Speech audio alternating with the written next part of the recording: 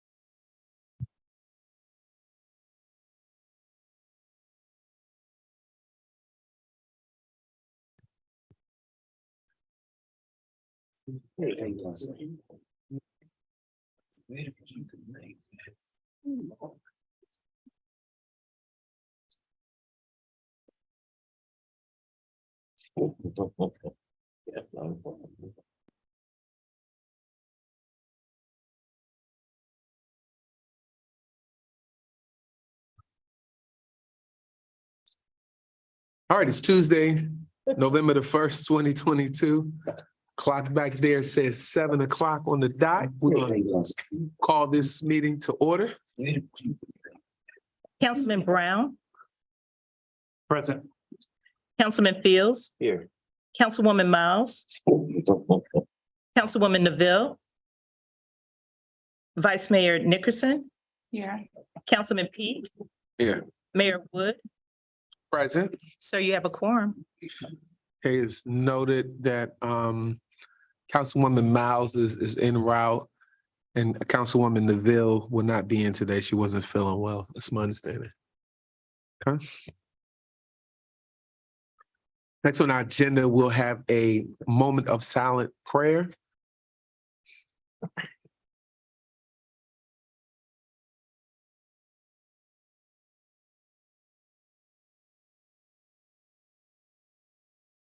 Amen. Please keep all those young people. Please rise for the Pledge of Allegiance. Pledge allegiance to the flag of the United States of America, to the republic for which it stands, one nation, under God, indivisible, with liberty and justice for all. Right. Please be seated. Next on our agenda is the adoption of the agenda. Move. Second. Okay, it's been properly moved and second. Any discussion? Actually, I have like to add a proclamation for Drowsy Driving Prevention Week from the National Sleep Foundation. So just want to do an amendment. I know you guys make motions quick. Where are we adding it? Just underneath the second, so a B towards a proclamation. Okay. Hmm. Move we adopt the agenda with the amendment proposed by the mayor. Second. Wait, let me get a point of clarification, because Mrs. Pandek, we already had a motion on the floor that was motioned in second. We just doing an amendment to that one, right? That's fine. Okay, all right, just want to make sure that we do our motions correctly.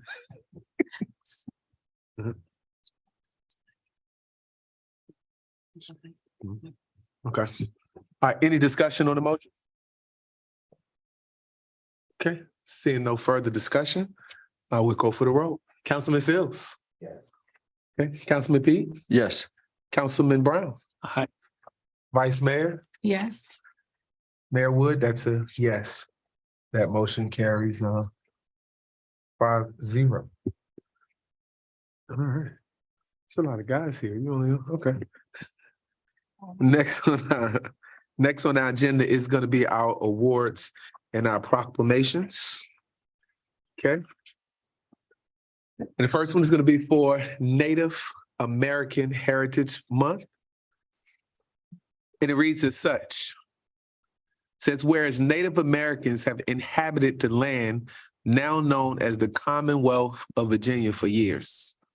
And whereas Virginia is home to 11 statewide Indian tribes, the Chernahaka, Nottoway, you have the Chickahominy in Eastern Chickahominy, you have Mattaponi, you have Monacan Nation, you have the Nan-Semon in Nottoway of Virginia, you have the Pamunkey, the Patawomeck in Rappahannock, and the Upper Mattaponi tribe. I think I hit all 8 of them. That did good. I get a grade later. Whereas thousands of Native Americans from other tribes across the country have moved to Virginia, and they've called the Commonwealth of Virginia their home.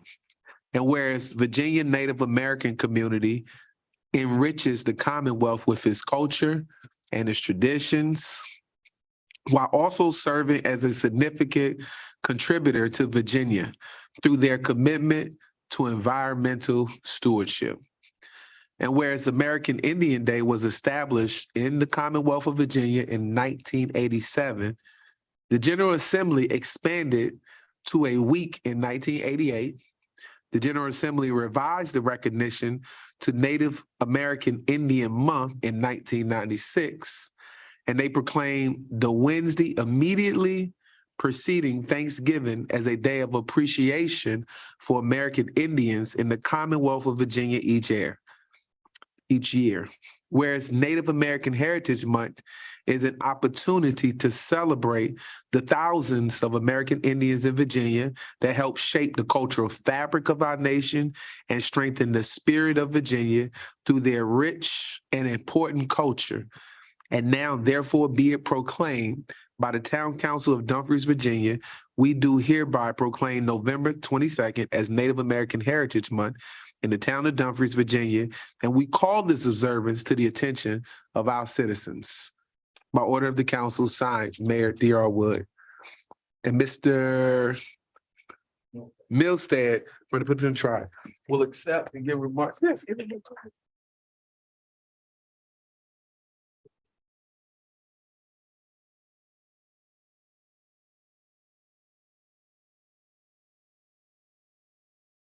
Thank you very much. Okay, thank you. Hello, everybody. How are y'all doing tonight? Great. On behalf of Chief Bullock, the Tribal Council, and the Patawomic Indian Tribe, we would like to thank the council members, the mayor, and the town of Dumfries for this proclamation that we've received tonight. It's really hard to believe that we've come a long way over a couple of generations ago, that the sediment in Virginia and really America, that the only good Indian was a dead Indian. We've moved a long ways away from that, but we still have a little bit further to go. Talking with a lot of my elders and even my grandmother, being an Indian back then was not cool. They would always have to hide their heritage. And I know my grandmother, she was like, I'm in my mid-50s, but she would always tell me, she said, I'll never see it in my lifetime, but hopefully you will, where the Native Americans will be accepted. That never really sat real well with me, because I could really never understand why, living in America, you couldn't be accepted as a Native American Indian and you had to hide your heritage. But over time, we have come a long way from that. And, you start thinking about it. For me, it seems like in the tribe, we also have an obligation to you all. And it's really all about perception. It's not just enough for us to be seen as a tribe that is, good stewards to the land and the water and the rivers. But we try to reach out to the community and do a great deal of community outreach. We hold events throughout the year consisting of free healthcare clinics. We have a first responders appreciation event, and we've been busy building a museum and cultural center right in Stafford. It's on the Rappahannock River, and it's going to feature a hands-on activities that will be very educationally good for the younger generation, the younger children to come and see. That's where we can share with you all our skills and traditions that have been passed down from generation to generation. I have a pamphlet with me, and I'll leave before I go. I'll give it to you all to share. We're hoping to be open April of 2023. We've been working on it pretty hard. COVID did put us back a little bit, but we are hoping to have everything fully operational on the 23rd. So we'll have a museum there, and also the outdoor cultural center. It has different stations, and we really hope that you all will keep that in mind and come visit us. And if I could have a few more minutes, I just wanted to share with you a little story that another friend of mine from another tribe actually sent me. It was a really good little piece of reading material that hopefully it'll kind of bring all that together. It was autumn, and the Indians on remote reservations asked their chief if the winter was going to be cold or mild. Since he was an Indian chief in a modern day society, he had never was taught or really wanted to learn the old secrets. And in his defense, he was the youngest son, and his father, that was chief, had an older son, which was his favorite. The youngest son knew that, so he never thought he would ever be chief one day. But it didn't work out that way. He actually became chief. So when he was thinking about, before he was answering to the tribe if it was going to be cold, he just kind of looked up at the weather, and he couldn't tell. And he told him, he said, just to be on the safe side, I'm probably just going to tell him, indeed, it's going to be a cold winter. So the members of the tribe should, go out and, collect your firewood, be prepared in case we lose power or whatever for a long period of time. So a couple of weeks go by, and the chief was driving down through the reservation, and he noticed that the tribal members had not been collecting any wood at all. Their stacks were about halfway up to where they usually, where it should be full. So when he got into town, he ran his errands and he couldn't get it out of his head. So he stops at a payphone and he calls the news station and asks to speak to their weatherman. Now, the news station in this larger city was about 60 miles from the reservation, and it was a trusted station. So the chief asked the weatherman if he could come, if he could ask him a question. They put the weatherman on. He said, "Is it going to be a cold winter?" And the weatherman said, it looks like it's gonna be cold this year, but he said there's two models that we look at. We look at the American model and the European model, and they're both conflicting. And he said that, you know, just to be on the safe side, he's probably saying it's gonna probably be cold, but not extreme. So with that being said, the chief was thinking pretty good. He said, well, you know, I'll just go back and tell them, you know, when I go back to the reservation to collect more firewood, just be prepared, because maybe just give them a little bit more incentive to be ready. In fact, you know, when he was telling them that, he could see they were not really listening to him. So he told them, he said, listen, be prepared for a really bad winter. He said that it's going to be a very cold winter, and I want y'all to go out and, you know, get ready for the winter. So a few more weeks go by, and the chief was eating dinner, and the news came on. And he was just kind of watching the news that was going on, and the weatherman came on. So the weatherman came up and he said, big update coming on right after the break. So when he came back from the break, the weatherman came on and he said, listen, I'm adjusting my forecast. He said, this coming winter is probably going to be one of the coldest winters ever. He says, you know, be prepared. It may be one of the coldest ones on record. So this got the chief's attention. So he drives back into town, goes back on the payphone because he doesn't want anybody to know who he is when he's calling in. And he asked the weatherman, he says, what's happened? You know, have the models changed? What are you seeing?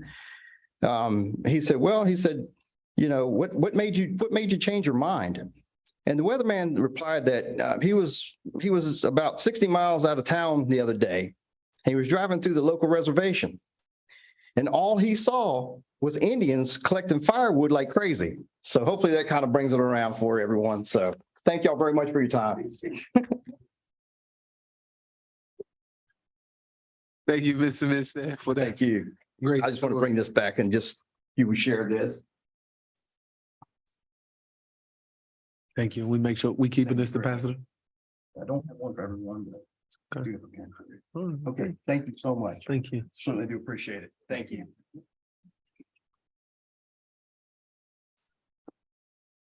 All right. Skip on and over the National Sleep Foundation because they too are in traffic. And we'll go to the approval of the minutes. Move. It's been moved A second. and second. Any discussion on those minutes from October the 18th, 2022? Okay. Seeing no discussion, I'll call for the question. Councilman Pete? Yes. Councilman Brown? Aye. Councilman Fields? Vice Mayor? I abstain. I was absent. Okay, very well. And that's a yay for me. Motion carries 4-1. Thank you. I had to count, make sure. Said, okay. It's not the one, it's four. All right, so next. What did I say? I counted wrong? Yeah. Okay. All right, next on the agenda is our citizen comment period. You're looking at me. 401. Sorry, I said 4-1. 401. I stand corrected. Thank you. You abstained. You didn't vote no. Okay. You abstained. All right, I stand corrected as I was. All right, next on the agenda is going to be our citizen comment period. Tonight, Mayor, Mr. Paul Cunningham of 18227 Summit Point has signed up to. Oh, Howard address Park council. community. Welcome, sir. The floor is. This will be brief. Good evening, ladies and gentlemen, mayor, council members. I'd just like to inform anybody that I'm putting my name in to run as a write-in council member. For anybody out there who doesn't know, I've lived in Dumfries for a year. I'm part of the Highland community. And if possible, you know, I would just like to bring my experience and, you know, serve the town of Dumfries in any way I can, you know, to just help my community. And that's pretty much it. Thank you. Okay, thank you, sir. Is anyone else signed up to speak? No, sir, not tonight. All right. Anybody come in late and want an opportunity to speak? All right. All right, next we'll move to our council comment period. Mr. Pete? Just want to say, thank you to the, for the recognizing the Native Americans, as my great grandmother is a full, she's 100% Blackfoot Indian. And then my grandmother is Cherokee also. And doing some history, I spoke with my father. He's a Redskins fan, of course. And I said, man, they're not from around here. They're actually from Boston. He said, what do you mean? I said, at one time they were the Boston Braves. So I just wanted to say thank you for recognizing the Native Americans. Moving on, I also wanted to talk about the nice time that we had at the trunk or treat yesterday with the children. Even though it was raining, we still had participants that came out, and what is it, around about 7:30, it got a little bad out there. So thank you all, Chief Galen and your staff, town manager for Tanny putting that together. It was an enjoyable time that we had out there. And that's all I have for today. Mr. Brown. Thank you, Mayor. I have just a couple of comments. So we're in the voting season, and this country is in a difficult place. Back in 2017, a young lady named Kellyanne Conway came to the podium and used a phrase called alternative facts. And I don't know if you remember that, but it was about a conversation that the president said that there were so many people at his inauguration, which really is really petty, didn't mean anything. That's not the point. The point is this alternative fact from 2017, we have normalized that phrase. And that came from the premise of this term called double think. And that's where you engage with people to make them believe that there's two truths. So what we do in society now, and I'm going to say the Republicans and the Democrats, and some independents, we say it loud, we say it often enough. To some of our constituents believe that, and we're playing on their ignorance. And I'm not using that as a derogatory term. They have lack of knowledge. And so as you're going out to vote this year, if you hadn't cast your vote already, please do not vote out of ignorance. Yes, there are issues with the abortion ruling. Yes, there's issues with inflation. But do you know that inflation in 1989 was almost 10.3%? We got past that. We're going to get past this here. It's not about who's in office. This country is resilient. We will come back. But what's different right now is that we have a divide. We have no civility. We don't like each other. Just because we disagree with you, we want to now use violence. And let me give you a little background on violence. In the slavery days, when the slave owner punished the slave, they would do that in front of the family and the other slaves, so they would instill fear in the other slaves. This is what's happening right now with our congressional members.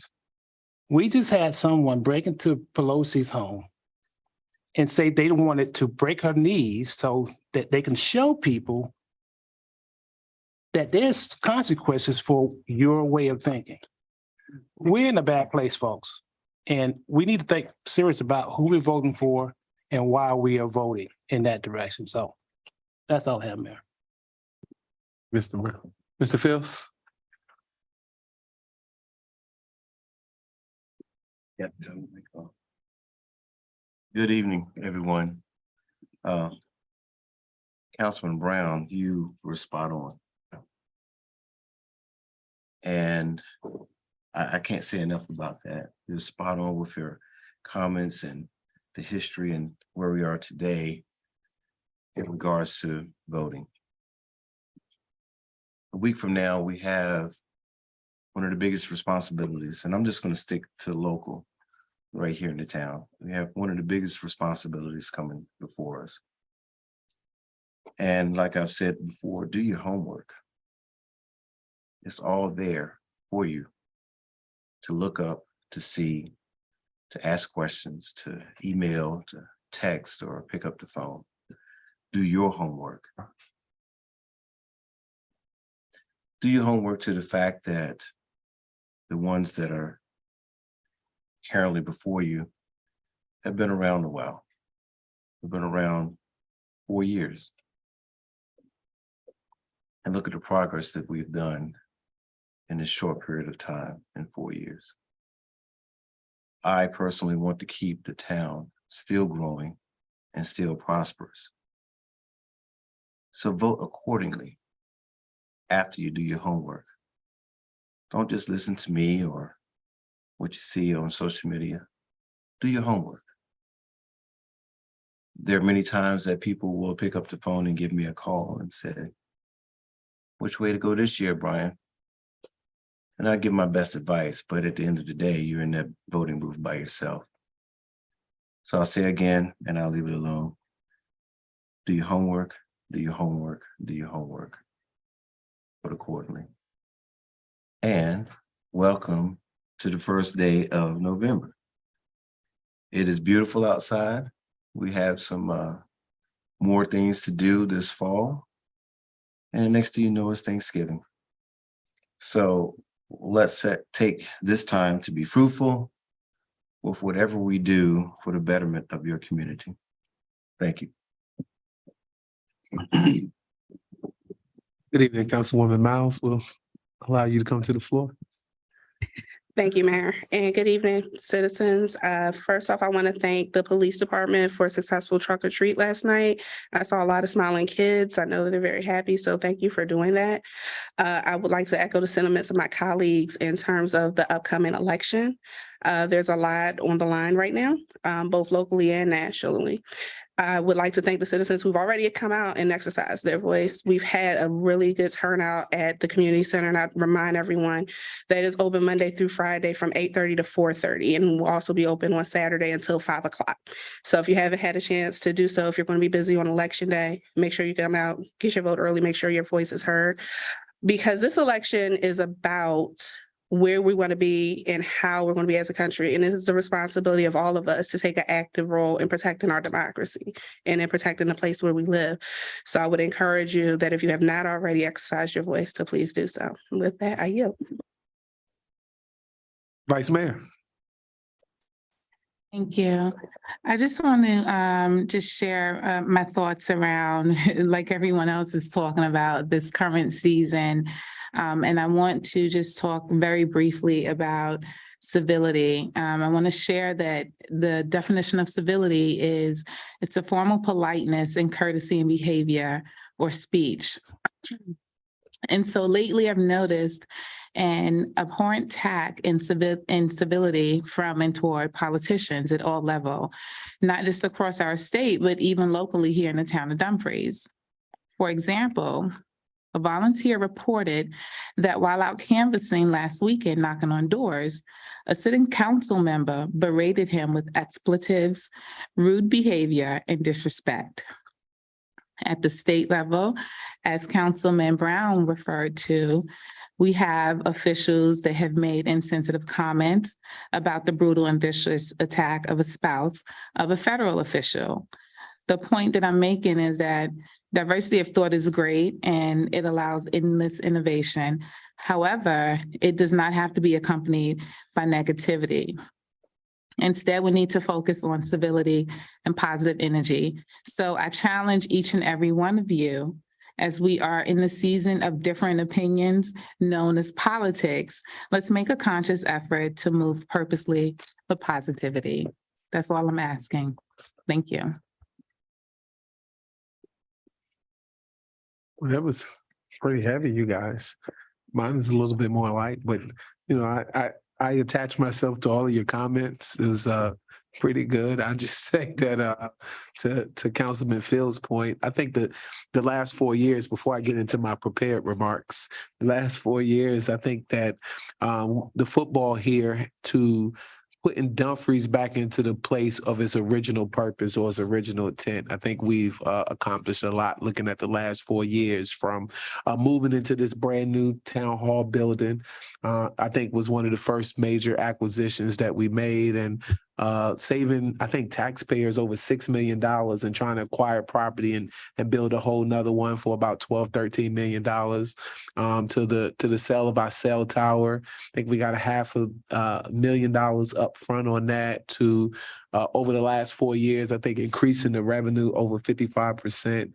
I think it's historically. So just in a note of just knowing and what do you call it, alternative facts. I mean, just some of those things and being able to just look at how far we've come at a common goal and a common vision of making the town of Dumfries a destination place that people don't just drive through, but they drive to. All right, so November, my prepared highlights. I want to highlight Military Family Appreciation Month. We've honored the November is near and dear to my heart, right? Military Family Appreciation Month is a time that's set aside to recognize the military family as well. Military families know what it means to serve every day, right? They get up, they support their service member, they stand up, do training and long deployments when their member goes and they travel. They know the risks, but they accept the life of service anyway. They know service is an honor. They are the backbone of our military. That's the family. And the same thing goes with those who serve in politics as well. You can add that there is our families that really take care of us. They're the quiet ones, but they're steady fuel at home that keeps that fire just burning. They keep track of probably some of the bills, the military pay, the benefits, all the news, because the family, they know that they make a difference daily. And when the time as an active serving family comes to an end, they support their veteran.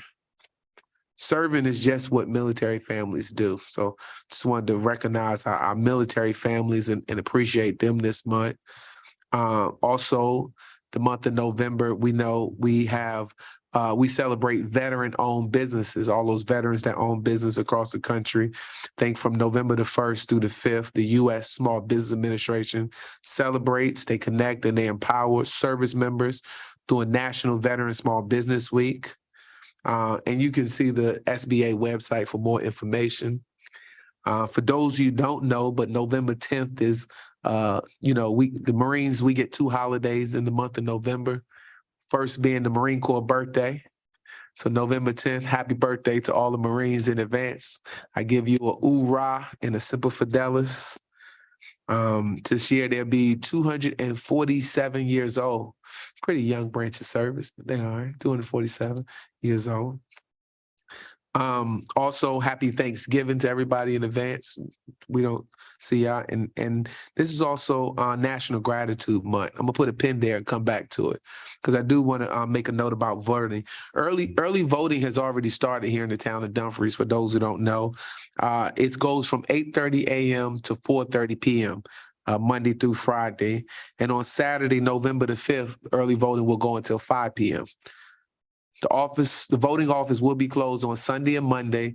And then the last day you'll have the opportunity to vote will be next Tuesday, November the 8th. And the polls will open from 6 a.m. and they will close at 6 p.m. All right. So that will be your last day of the general election. Now, what did I say? 7? Next week is the 7th? Oh, 6. Oh, did I say 8? Okay.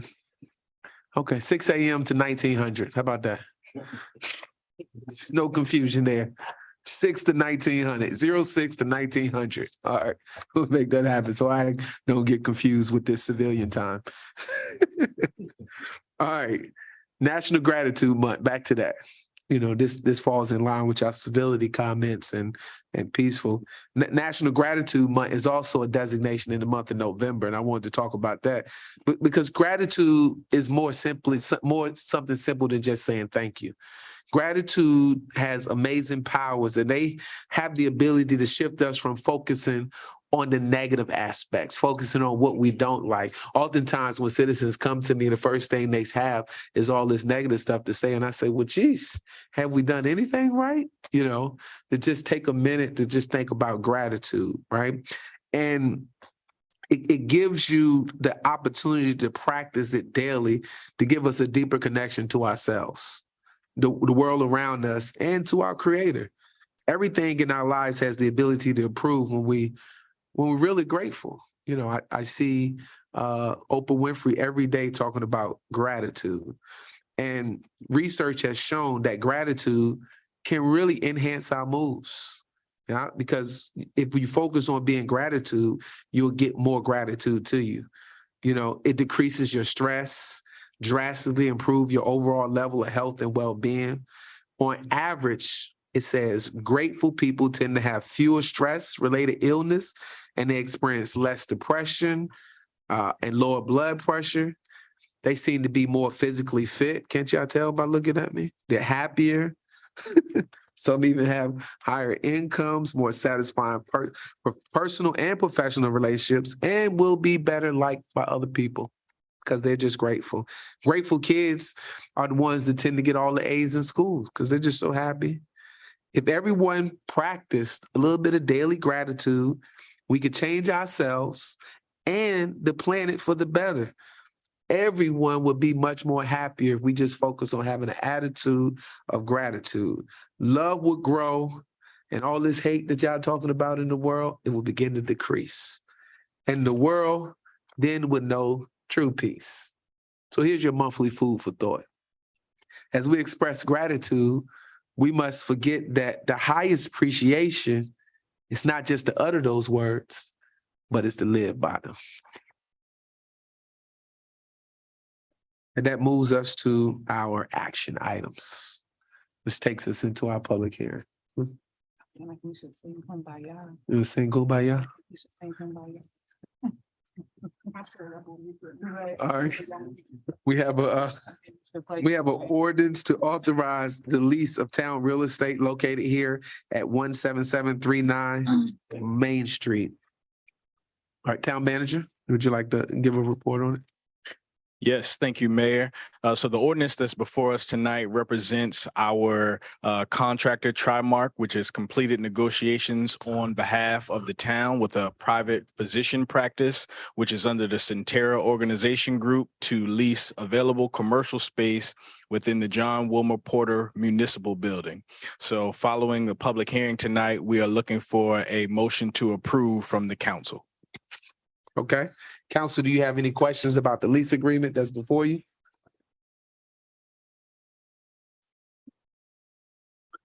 Mr. Rogers, I guess, is this leasing agreement in conjunction, does this fulfill our final occupancy or just replace the occupant? The space is currently leased, Oh, currently it's leased. but it's Okay. coming to an expiration, and so this will replace a current tenant. Okay.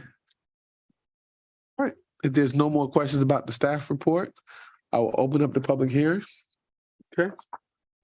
At this time, the public hearing is open for the lease agreement before us. Is anybody in the public previously signed up? No, sir. Okay.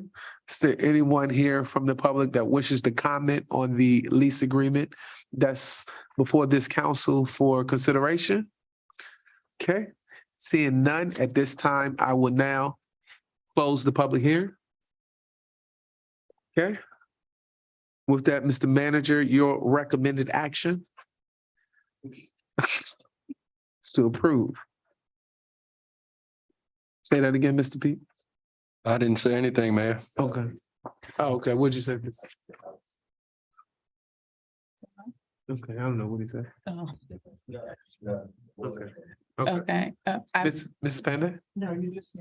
I know, Okay. I'm waiting on it. A motion to approve. A second. All right. It's been motioned by the Vice Mayor, second by Councilman Peak. Seeing that we've exhausted the discussion on this lease agreement, I'll call for the question. Councilman Fields? Yeah. Councilwoman Miles? Aye. Councilman Brown? Aye. Councilman Peak? Yes. Vice Mayor? Yes. And that'll be a yes from me. That motion now carries 6-0. Okay.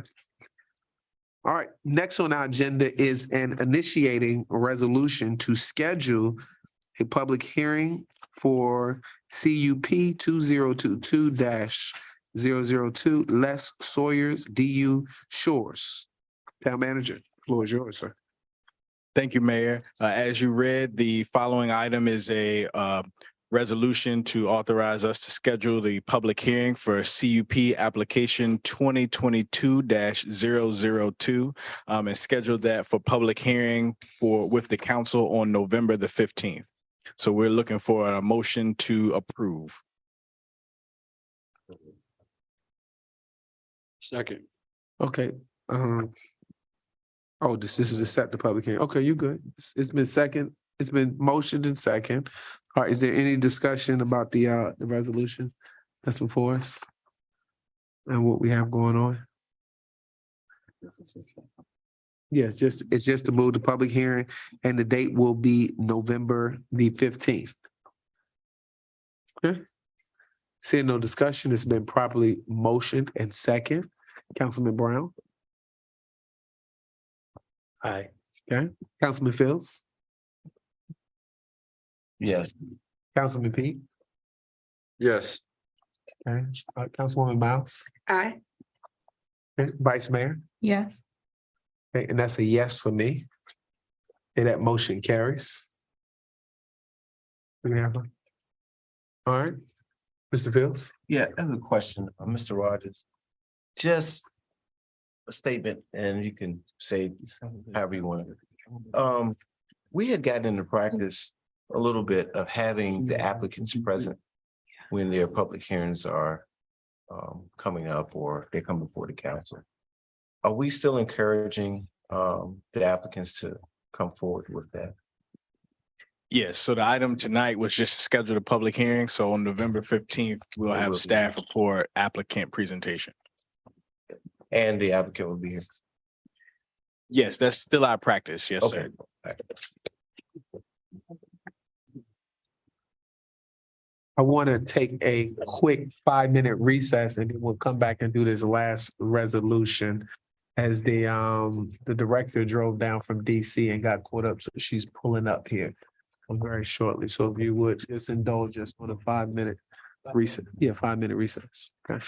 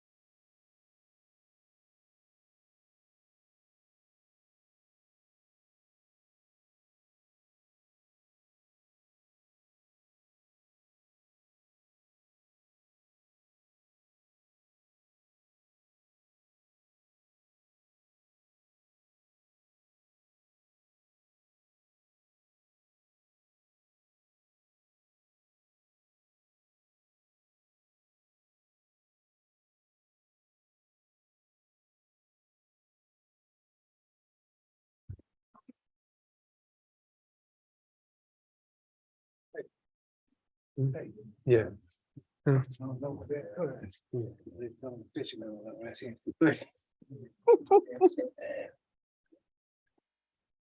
All right. We apologize to the public on that extended break. But welcome back. All right, last thing on our agenda is drowsy driving prevention week. That's a tongue twister.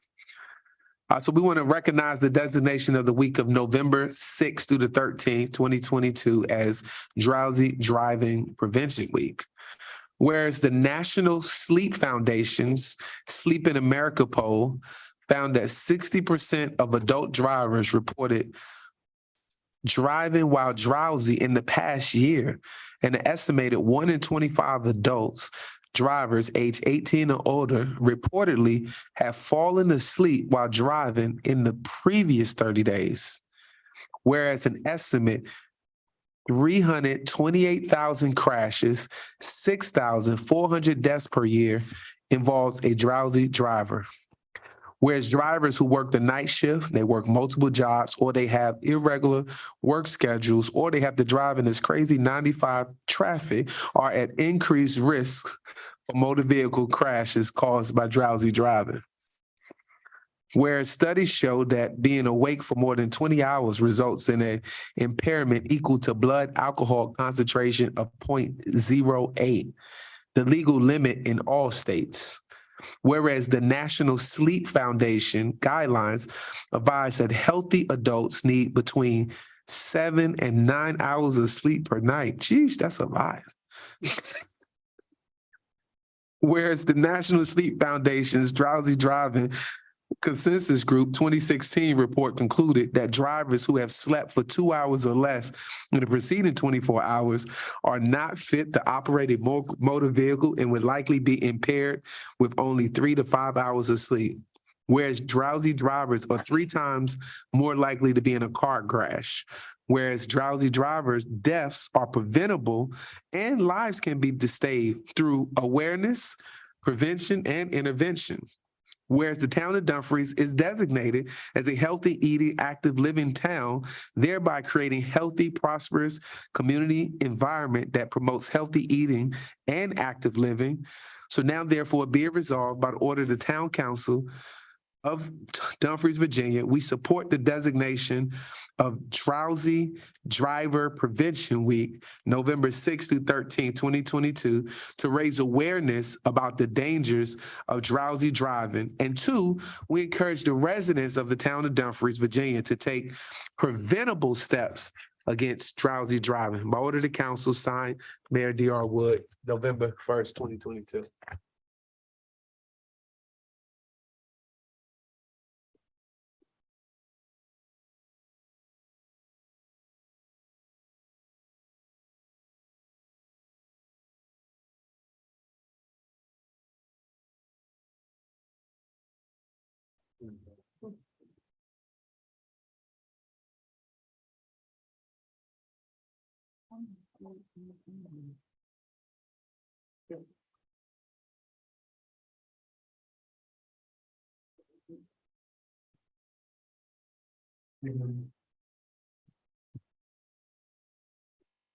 Good evening, everyone. My name is Katrina Washington, and I serve as the Senior Director of Strategic Partnerships with the National Sleep Foundation. We want to thank you all for recognizing Drowsy Driving Prevention Week as we will start the campaign beginning next week on Sunday. As you may notice, is that this does coincide with the time change. And so we actually have 2 campaigns annually, starting out with Drowsy Driving Prevention Week, and then we also have Sleep Awareness Week that will launch in the spring. But as Mayor Wood has stated, drowsy driving is serious. It's one of those things that, you know, when it comes to sleep, you don't think about it as much and you think that I can make it. But we really want residents to be aware. And we also know that there are preventative steps that they're able to take. And it doesn't just start, of course, it starts with sleep, but this is all about, at the end of the day, about public health. And so what are those issues and what are those measures that you're able to take? And so part of it starts with, you know, a healthy and active lifestyle.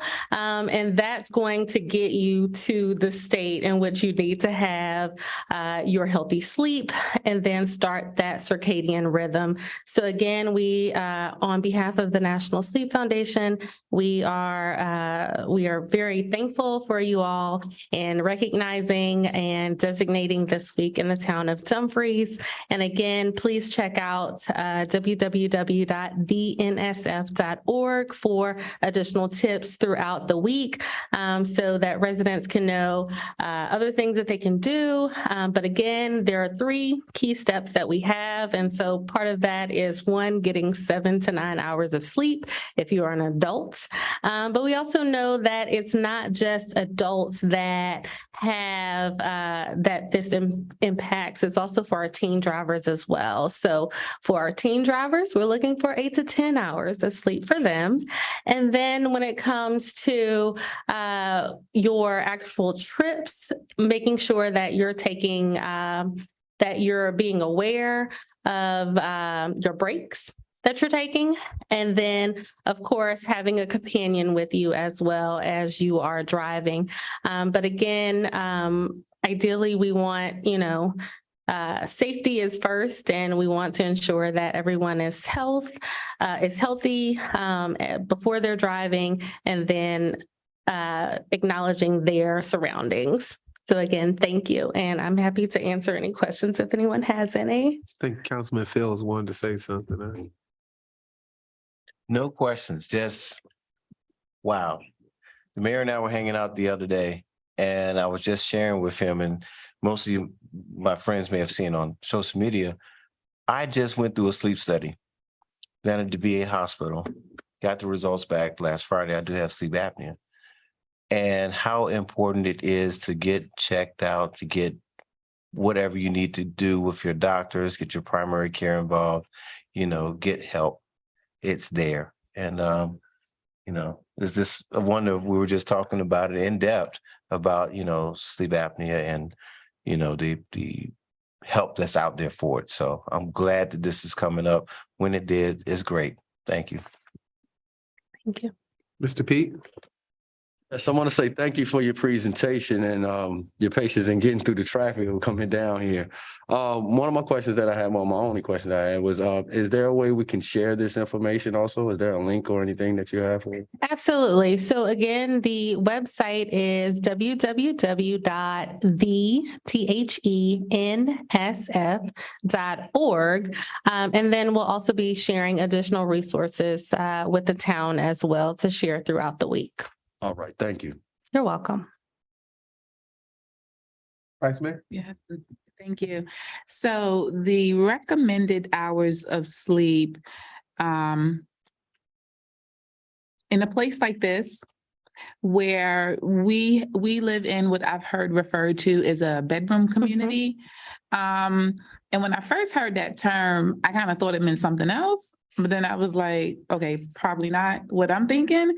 But then I've heard different explanations of what that means. And I thought one of the explanations I've heard was that because we spend so much time working and then commuting, because in this outlier of the metro area, people are moving further from their jobs in order to afford their homes.